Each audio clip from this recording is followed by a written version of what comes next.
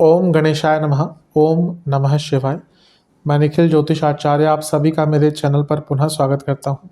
आशा करता हूं कि आप सभी स्वस्थ होंगे। महादेव की कृपा आप सभी पर सदैव बनी रहे।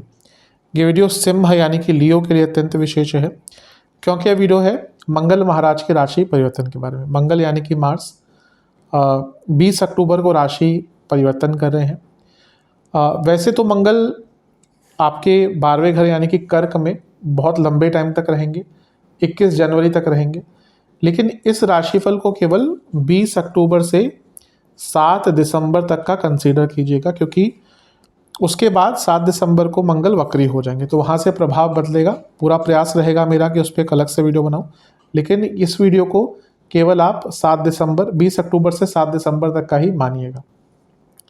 मंगल कई चीज़ों का कारकत्व अपने पास रखते हैं। बल हो, पराक्रम हो, शौर्य हो, साहस हो, लॉजिकल रीजनिंग हो, लॉजिकल थिंकिंग हो, प्रॉब्लम सॉल्विंग कैपेसिटी हो, कॉम्पिटिटिव स्पिरिट हो, रियल एस्टेट, ऑटोमोबाइल, भाई बहन, बहुत चीज़ों का कारकत्व तो मंगल के पास है। हर व्यक्ति के लिए 2 भावों के स्वामी होते हैं। जैसे आपके लिए तो भाग्येश ही हैं और चौथे घर के स्वामी हैं, आपके लिए योग कारक हैं, और उनकी 3 दृष्टियाँ होती हैं। मंगल की एक दृष्टि रहेगी आपके 3रे घर पर, एक रहेगी 6ठे घर पर, एक रहेगी 7वें घर पर, चौथी दृष्टि, 7वीं और 8वीं दृष्टि। तो एक जगह बैठकर ही कई चीज़ों को कंट्रोल भी करते हैं, प्रभावित भी करते हैं। लेकिन यहाँ पर मंगल पर भी कुछ ग्रहों का प्रभाव रहेगा और मंगल का प्रभाव भी कुछ ग्रहों पर रहेगा, और मंगल की जो स्पीड है वो धीरे रहेगी, क्योंकि मंगल जैसे मैंने कहा वक्री हो जाएंगे, तो उनकी स्पीड धीरे हो चुकी है ऑलरेडी। उन्होंने मिथुन में भी थोड़ा सा टाइम ज़्यादा बिताया, जितना वो आमतौर पर बिताते हैं उससे ज़्यादा बिताया, और इसके साथ ही यहाँ पर मंगल नीच के भी हैं, और राहु का प्रभाव है मंगल पर दृष्टि द्वारा, और मंगल का प्रभाव सूर्य पर है जो नीच के हैं। यहाँ पर सूर्य रहेंगे करीबन नवंबर के मध्य भाग तक, और मंगल की एक दृष्टि रहेगी शनिदेव पर, तो वो भी एक विस्फोटक योग बनता है। कुछ अच्छा भी होता है, कुछ बुरा भी होता है। तो इन्हीं सब चीज़ों की विवेचना करने का मैं प्रयत्न करूँगा। यदि आपकी लग्न राशि या चंद्र राशि सिंह है, दोनों ही गाइडेंस के लिए इस राशिफल को देख सकते हैं। अलग अलग राशिफल नहीं बन सकते कि आप बोले मेरी लग्न राशि सिंह है तो अलग बनाइए, चंद्र राशि सिंह है तो अलग बनाइए, ऐसा पॉसिबल नहीं है। जहाँ से आपको ज़्यादा रिलेट करता है वहाँ से देखिए। मेरा मानना क्या है कि लग्न राशि से देखेंगे तो अच्छा है, नहीं पता तो चंद्र राशि से फिर देख सकते हैं सेकंड ऑप्शन, या फिर जैसा मैंने कहा जहाँ से आपको ज़्यादा सूट करता है। कुछ बहुत विशेष उपाय वीडियो के अंत में बताऊँगा, जिसके करने से सकारात्मकता की वृद्धि अवश्य होगी। तो शुरू करते हैं अत्यंत महत्वपूर्ण राशिफल का। मंगल आपके 12वें घर में विद्यमान रहेंगे, जैसा मैंने कहा 12वें घर में आ जाएंगे। अब सबसे पहले तो 12वां घर है, मंगल है। अब मंगल क्या है, प्रॉपर्टी के कारक है। 12वां घर क्या है, व्यय स्थान है, और मंगल क्या है, चौथे घर के स्वामी हैं। तो सबसे पहले तो ये प्रॉपर्टी बेचने का योग बन जाता है। अगर आप कोई भी अपनी प्रॉपर्टी बेचना चाहते हैं, सेल ऑफ करना चाहते हैं, अच्छे प्राइस पर उसको निकालना चाहते हैं, तो ये समय आपके लिए सबसे अच्छा है, सबसे श्रेष्ठ है। अपनी प्रॉपर्टी को बेचने के लिए बहुत अच्छा योग बन जाता है। कोई फंसी हुई प्रॉपर्टी थी, कोई प्रॉपर्टी में आपका पैसा अटक गया था, ये वो समय भी है कि ठीक है चलो भले थोड़ा सा कॉम्प्रोमाइज़ करना पड़ जाए। अब अच्छी कोई प्रॉपर्टी है तो आराम से अच्छे प्राइस पे यहाँ पे बिकेगी। कोई फंसी हुई प्रॉपर्टी है, वो भी कॉम्प्रोमाइज़ के ज़रिए या कुछ ना कुछ थोड़ा सा आप प्राइस कम करके उसको भी यहाँ पर सेल ऑफ कर सकते हैं, तो ये बहुत अच्छी चीज़ है। मंगल योग कारक ग्रह है, तो मंगल का 12वें घर में आना यानी कि आपके विदेश संबंधित कोई भी कार्य अटक रहे थे उसमें पूर्णता आ सकती है। आप विदेश में जॉब करना चाहते थे, बहुत अच्छा योग है। विदेश में ही रहते हैं, आगे बढ़ना चाहते हैं, कुछ अपॉर्चुनिटीज़ पाना चाहते हैं, बहुत अच्छा योग है। और क्योंकि चौथे घर के स्वामी है मंगल, तो जो लोग विदेश में रहते हैं ऑलरेडी और अपना पीआर आदि अप्लाई करना चाहते हैं, अगर एलिजिबिलिटी है तो ये सबसे अच्छा समय होगा आपके लिए पीआर आदि अप्लाई करने के लिए। बहुत अच्छी चीज़ है। मंगल भाग्य स्थान के स्वामी है, 12वें घर में है, तो ये बताता है कि व्यक्ति का भाग्य विदेश में अच्छा साथ देता है। तो जो लोग यहाँ पे कुछ भी विदेश संबंधित काम करते हैं, आप एमएनसी में काम करते हैं, आपका बिजनेस है विदेश से संबंधित, आप कुछ भी जहाँ पे एक फॉरेन इन्वॉल्वमेंट हो गया, वहाँ पे आप बहुत अच्छा करेंगे। बहुत अच्छी चीज़ है ये। इसका बुरा प्रभाव थोड़ा सा क्या हो सकता है, आप नीच के मंगल हैं, तो आपके भाग्य स्थान के स्वामी हैं, ठीक है, लेकिन ये बॉसेस का भाव होता है और उनका 12वें घर में जाना यानी कि और नीच का हो जाना यानी कि बॉसेस से प्रॉब्लम्स आ सकती हैं। आपके जो बॉसेस हैं उनसे आपके संबंध भी बिगड़ सकते हैं और वो डेलिबरेटली आपके पीछे पड़ जाएंगे। यहाँ पे मैनेजमेंट से भी संबंध बिगड़ सकते हैं।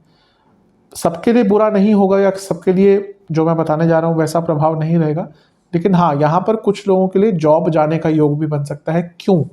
कारण क्या है कि आपके जो योग कारक मंगल हैं वो 10वें भाव से 12वें के स्वामी हैं और वो नीच के हो रहे हैं, यानी कि जो बॉसेस हैं वो डेलिबरेटली आपको निकालने का प्रयास करेंगे। मैंने कहा ना, ये सबके साथ नहीं होगा, लेकिन अगर आपकी कंपनी में हालात बुरे चल रहे हैं, आपका समय बुरा चल रहा है और आपके ऑलरेडी बॉसेस से संबंध बहुत ख़राब है और वो उनके हाथ में है, तो यहाँ पे थोड़ा बच के रहेगा क्योंकि प्रॉब्लम्स आ सकती है। अन्यथा जैसे मैंने कहा ना, विदेश आदि चीज़ों के लिए तो ये जो मंगल हैं आपको बहुत अच्छा प्रभाव देंगे। मंगल चौथे घर के स्वामी हैं, 12वें घर में बैठे हैं। जो लोग पूरी फैमिली के साथ किसी तीर्थ यात्रा में जाना चाहते थे या विदेश यात्रा के लिए जाना चाहते थे, उन लोगों के लिए बहुत अच्छा योग है। लेकिन चौथे घर के स्वामी नीच के हो गए 12वें घर में, या आपकी माता जी की सेहत के लिए बिल्कुल भी अच्छा एक योग नहीं है। यहाँ पर उनको कोई हेल्थ इशू हो सकते हैं, प्रॉब्लम्स हो सकती है। और पुनः मंगल जो है ना वो आपके 9वें भाव के स्वामी भी है, तो पिताजी की सेहत के लिए भी ये समय अच्छा नहीं है। तो घर में काफ़ी ध्यान दीजिएगा। अगर आपके सबकी कुंडली में कोई बुरा योग है तो ये समय जो है माता और पिता सबकी, मतलब कि आपकी कुंडली में भी बुरा कुछ योग है माता पिता को लेकर, सूर्य बहुत प्रभावित है, चंद्रमा बहुत प्रभावित है और आपके माता पिता की कुंडली में भी कुछ बुरा दशा समय चल रहा है इस टाइम पे, तो उनका बहुत ज़्यादा ध्यान देने की आवश्यकता है। उनकी सेहत बिगड़ सकती है, इंजरीज आदि के योग भी उनके लिए बन सकते हैं, तो इसका बहुत ध्यान दीजिएगा। अब मंगल नीच के हो गए 12वें घर में, इसका बुरा प्रभाव क्या होगा? आपके ना खर्चे अत्यधिक बढ़ जाएंगे। मतलब कि ना आपने जो सेविंग्स करके रखी थी कि हाँ चलो इस चीज़ पे खर्च करेंगे, उस चीज़ पे खर्च करेंगे, यहाँ पे आप देखेंगे आपकी सेविंग्स पर बहुत बुरा प्रभाव और प्रहार होगा। तो सेविंग्स को लेकर ध्यान दीजिएगा, खर्चों को लेकर ध्यान दीजिएगा। मंगल वाहन के कारक हैं, तो आपका ना वाहन पर बहुत खर्चा होगा, आपका अपने लाइफस्टाइल को मेंटेन करने पे बहुत खर्चा होगा, आपका हेल्थ पर बहुत खर्चा होगा, आपका घर के फर्नीचर्स पे, घर के मरम्मत पर, कंस्ट्रक्शन पर, रिपेयर वर्क पर बहुत खर्चा होगा। खर्चे तो आपके 20 अक्टूबर के बाद बहुत तेज़ गति से बढ़ेंगे, तो उनके लिए तैयार हो जाएगा। 12वें घर के मंगल क्योंकि वो नीच के हैं आपके लिए, तो यहाँ पे एक अच्छा प्रभाव ये होगा कि आप ना बहुत चीज़ों से अपने आप को विड्रॉ करना शुरू कर देंगे। कुछ लोगों को अपने जीवन से दूर करना शुरू कर देंगे, कुछ आदतों को छोड़ना शुरू कर देंगे, क्योंकि जब मंगल लग्न में आएंगे, अभी तो खैर बहुत टाइम बाद आएंगे, लेकिन यहाँ पे बहुत लंबे टाइम तक हैं 12वें घर में, तो योग कारक है। 12वां घर क्या होता है? अंत होता है। तो आपकी कई प्रॉब्लम्स का अंत हो सकता है। कैसे? आपकी अपनी आदतों को चेंज करके। आप यहाँ पे अपने लाइफस्टाइल को चेंज करने का प्रयास करेंगे, खाने पीने को चेंज करने का प्रयास करेंगे, कुछ लोगों से दूर हो जाएंगे जैसे मैंने कहा, तो अंततः आपको आगे लेकर जाएगी चीज़ फ्यूचर में। तो यहाँ पर बहुत बदलाव का समय है आपके लिए, उस पर काम कीजिएगा। मंगल आपके 12वें घर के 9वें भाव के स्वामी हैं, जो हायर स्टडीज़ का भाव होता है, और 12वें घर में बैठे हैं। जो स्टूडेंट्स हायर स्टडीज़ के लिए विदेश में जाना चाहते थे उनके लिए भी बहुत अच्छा योग है। राहु का प्रभाव मंगल पर रहेगा। राहु विदेश, मंगल विदेश के भाव में बैठे हैं, योग कारक हैं, तो ये सबसे अच्छा टाइम है विदेश से संबंधित अपने कामों को पूर्ण करने के लिए। वीज़ा का कोई प्रॉब्लम हो, वीज़ा अटक गया था, रिजेक्ट हो गया था, दोबारा अप्लाई करना है, इससे अच्छा टाइम नहीं मिलेगा। अष्टम भाव गुप्त धन का होता है, 12वां भाव गुप्त धन का होता है। राहु गुप्त धन के कारक होते हैं, तो जिनका गुप्त धन है, कोई इनकम के सोर्सेज इस प्रकार के हैं, उनको भी यहाँ पे अति विशेष लाभ मिलने की पूरी उम्मीद दिख रही है। तो ये भी आपके लिए बहुत अच्छा है, बहुत श्रेष्ठतम रिजल्ट आपके लिए यहाँ पर दिख रहा है, तो इसका भी आपको अत्यधिक लाभ उठाने का प्रयास अवश्य करना है। राहु क्योंकि एक प्रकार से किसी भी चीज़ पर प्रभाव डालते हैं तो उसको उसकी वृद्धि करते हैं। अब अष्टम भाव मोक्ष का है, मंगल मोक्ष के भाव में बैठे हुए हैं, तो यहाँ पे ना आपका आपकी एक आध्यात्मिक ऊर्जा भी बहुत हाई रहेगी, क्योंकि मंगल है। तो मैं ये नहीं कहूँगा बहुत पूजा पाठ करेंगे, लेकिन आध्यात्म से जुड़ने का आपको मौका मिलेगा। आपका ना बहुत एक इम्पल्सिव रिएक्शन होगा यहाँ पर कि किसी तीर्थ स्थल पर जाए। आप में से कई लोग, मैंने अभी फैमिली की बात तो करी, वो प्लान होगा, ऑब्वियसली फैमिली के साथ तो यूजुअली प्लान ही होता है, लेकिन आप में से कई लोग इम्पल्सिवली कि कुछ देखा सोचा एक दिन और अगले दिन उठकर किसी तीर्थ स्थल पे चले जाएंगे। आप देखेंगे, शायद अभी आप लोग नहीं उस चीज़ को समझे, लेकिन जब ये मंगल आपके अभी बहुत लॉन्ग टर्म तक है, आप में से कई लोग इम्पल्सिवली, अचानक से, स्पॉन्टेनियसली किसी तीर्थ स्थल पर जाने का प्रयास करेंगे और जाएंगे भी, क्योंकि वो एक चेतना जो होगी ना, वो जो ऊर्जा हो आपको उस साइड पर खींचेगी। अब मंगल की दृष्टियों की बात कर लेते हैं। मंगल की एक दृष्टि रहेगी तीसरे घर पर, यानी कि तुला पर, जहाँ पे सूर्य बैठे हैं जो नीच के हैं। अच्छा प्रभाव क्या है? मंगल का तीसरे भाव पर प्रभाव हमेशा ही अच्छा होता है। बल, पराक्रम, शौर्य, बहुत कॉन्फिडेंस, बहुत कुछ बुरा भी होता है ना, उसको हैंडल कर लेंगे इस टाइम पे, बहुत आराम से हैंडल कर लेंगे। इसका नेगेटिव इम्पैक्ट क्या होगा? एक तो लग्नेश है सूर्य और वो नीच के हैं, और मंगल 12वें घर से देख रहे हैं। इंजरी, बहुत बड़ी इंजरी के योग हैं, बहुत केयरफुल रहेगा।